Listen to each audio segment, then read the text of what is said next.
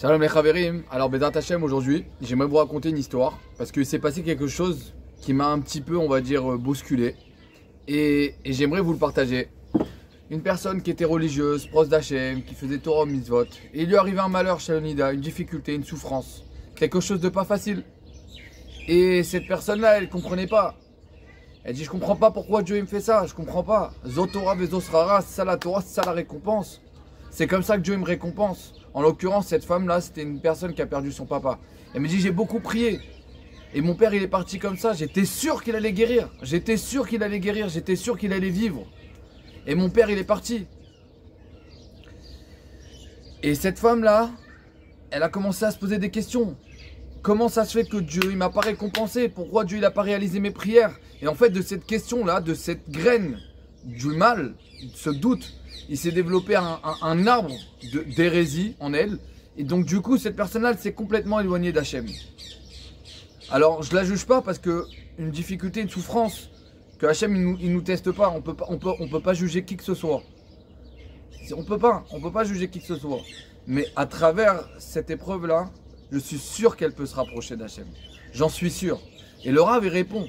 Il répond, le Rav Arouche dans le jardin de la foi, il dit, comment est-ce qu'une personne, elle doit vivre ce genre d'épreuve? Il raconte une histoire, c'est une vraie histoire. Alors ça va prendre quelques minutes, mais ça vaut le coup d'écouter. Écoutez bien cette histoire. C'est une vraie histoire que le Harizal y raconte. Il y avait une femme comme ça qui n'avait pas d'enfant avec son mari. Ils ont beaucoup prié. Et pendant des années, ils n'ont pas eu d'enfants. Et après des années de prière, Baruch Hashem, Hashem les a exaucés. Et ils ont eu des enfants, un premier, un deuxième, un troisième. Ils ont monté un foyer avec beaucoup d'enfants, merci Hashem.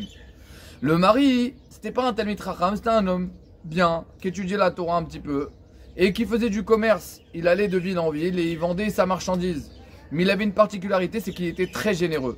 Et il gagnait de l'argent, et il donnait beaucoup la tzedaka. Et non seulement il donnait beaucoup de la tzedaka, mais il allait voir les gens qui étaient riches, il leur demandait de l'argent et il allait redistribuer cet argent. Et donc du coup, il était connu pour sa générosité. Un jour, alors qu'il était en voyage, il y a un de ses enfants qui était assis devant la maison. Et à ce moment-là, il y a un goy qui est passé avec une charrette et qui a écrasé cet enfant. Betaoud, sans faire exprès. Et cet enfant-là, il en est mort. Et ça a fait beaucoup de bruit dans la ville. Pourquoi Dieu fait ça? Pourquoi Dieu il leur fait cette épreuve? Des gens bien, ils étudient la Torah, ils ont prié pour avoir des enfants. Le mari fait la tzedaka. Pourquoi leur enfant il doit mourir comme ça, en plus d'une mort aussi étrange? Ça fait du bruit. Et les gens, ils ont commencé à se poser des questions sur la hanaga de Dieu. Pourquoi Dieu se comporte comme ça? Mais eux étaient fidèles à Hachem. Et ils n'ont pas posé une seule question à Shrem, Vachrei Chelkam. Les années sont passées. Et ils ont continué leur vie. Et un jour, ils ont appris comme quoi le mari lui-même était malade. Et là, encore une fois, ça a fait du bruit. Les gens ont commencé à prier dans les synagogues. Ils ont organisé des télim. Ils ont organisé des rassemblements de prières pour que cette personne-là, elle guérisse. Il y a même des rabbanim qui ont promis. Et malheureusement, le mari est parti, lui aussi, il est mort. Et là, cette fois-ci, la femme, elle s'est écroulée. Écroulée. Je comprends pas, on a tout fait, on a prié pour que mon mari y vive. Pourquoi Hachem, il n'a pas entendu nos prières? Les prières, elles servent à rien. Pourquoi on prie? Pourquoi on prie? Et donc, du coup, cette fois-ci, l'hérésie a pris part. Et ancré en elle. Et donc du coup, cette personne, elle s'est complètement éloignée d'Hachem. Alors peut-être pas dans les actes, mamash, mais dans les questionnements, dans les doutes, dans la simcha, dans la émouna. Et cette femme-là, elle est tombée dans la tristesse pendant des années. Les enfants ont grandi. Et un jour, c'était une étape de Shabbat. Et la mère, comme d'habitude, était triste, faisait la tronche, elle était pas bien. Elle avait presque les larmes aux yeux. Elle se rappelait les Shabbats avec son mari au bout de la table. Et elle s'est mise à pleurer. Et là, à ce moment-là, l'aîné, il s'est levé. Il a dit, maman, arrête de pleurer. Arrête de pleurer. Combien tu pleures? La Torah, Hachem, il a déterminé combien de temps un homme, il a droit de pleurer. Combien de temps une personne a droit de pleurer quand elle a eu un mort. Ça y est, le deuil est terminé. Tu n'as plus le droit de pleurer, maman. Maman, tu nous détruis à force de pleurer. Ça nous fait du mal de te voir comme ça. Ça détruit toute l'ambiance. On n'est pas bien. Et là, la mère, elle a décidé, Béhémet, elle a pris conscience qu'il fallait qu'elle fasse un changement. Elle a dit, tu sais quoi, elle s'est dit en elle, ça y est, le passé c'est le passé, Macha Aya, maintenant il faut que je m'enfonce dans la simcha. Et elle s'est renforcée dans la simcha. Étape de Shabbat, ils ont chanté et ils ont rigolé. Ils ont vu leur mère sourire, ils ont vu leur mère chanter. Ils étaient tellement bien, ça les a apaisés. Et donc du coup, voilà, le repas s'est bien passé. Cette femme-là est rentrée dans sa chambre, s'est mise dans son lit et s'est endormie pour la première fois depuis des années avec le sourire. Et là, elle rêve. Elle rêve qu'elle est dans un jardin comme celui-là. Et elle voit un homme qui s'approche d'elle et qui lui dit « Est-ce que tu veux voir ton mari ?» Elle dit oui. En fait, elle était au Gan Eden. Et là, elle voit son mari en train d'enseigner la Torah à des centaines de Neshamot. Alors, elle est étonnée. Elle comprend pas. Mon mari, c'était un homme bien, mais c'était pas un grand Talmid Racham. Comment ça se fait qu'il se retrouve là maintenant à enseigner la Torah à des centaines de Neshamot à un niveau si haut?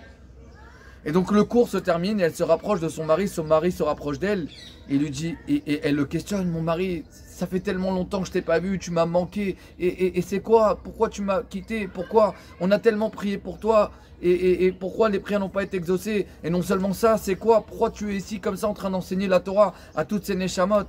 Elle lui dit, doucement ma femme, je vais te répondre à toutes les questions. Sache ma femme, que je vais te répondre en fait à toutes ces questions avec une réponse. C'est que dans mon Gilgul précédent, dans mon incarnation précédente, j'étais un grand Talmid Racham. Seulement, il me manquait une mitzvah, la mitzvah de Prourvu, de faire des enfants.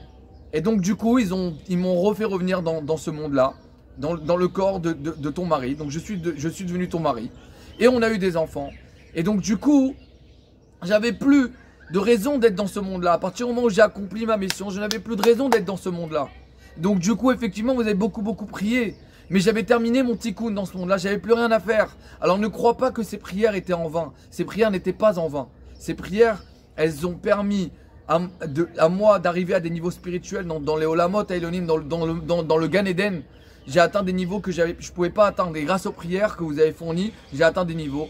Et non seulement ça, mais il y a une partie des prières qui ont été gardées pour vous, les gens de la Bible, pour tous les gens qui ont prié, en tant que protection. Donc sache que les prières ne sont pas vaines. Elles ne sont pas vaines. Et donc voilà, ça répond pourquoi aujourd'hui j'enseigne la Torah à plein d'échelles. Parce qu'en fait j'étais déjà un grand Talmid Racham. Et j'avais plus rien à faire. Et donc ça l'a apaisé. Elle s'est dit j'ai une réponse. Il y a une anaga nechona. Hachem il fait ce qui est droit. Tzadik Hachem. Hachem il est tzadik. Kiata tzadik alkol abala. Et quelqu'un, tout le monde doit se dire Hachem t'es tzadik sur tout ce qui m'arrive. T'es tzadik sur tout ce qui m'arrive.